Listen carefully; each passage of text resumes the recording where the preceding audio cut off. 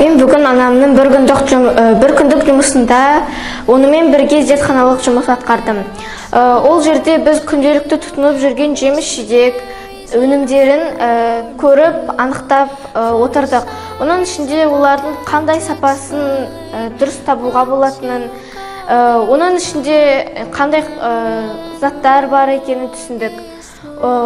Ол заттардың пайдалы жағын қалай табу керектігін көріп, практикада өткіздік. Анамның студенттерімен бірге олардың осы жолы өткен тақырыптарын түсіндім.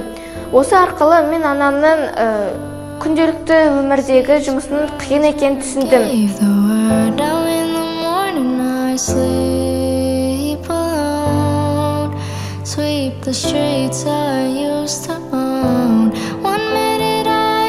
Бұл жобаның артықшылығы күнделікті біздің балаларымыз тек қана сабақпен ғана шектелмей, яғни өзінің ата-анасының жұмыс орнымен танысу.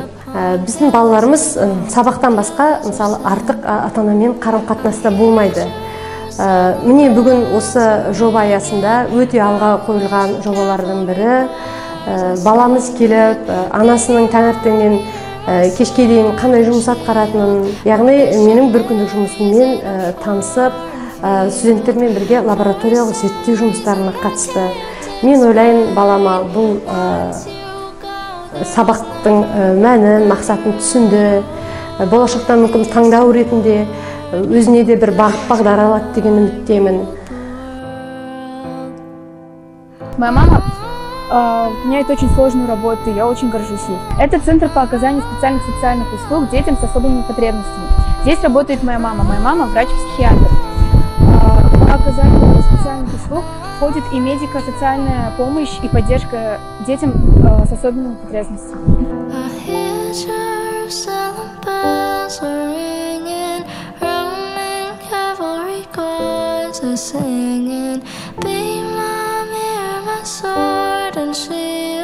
My missionaries in a foreign field.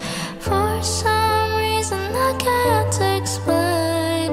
Once you go, there was never an honest word. But that was when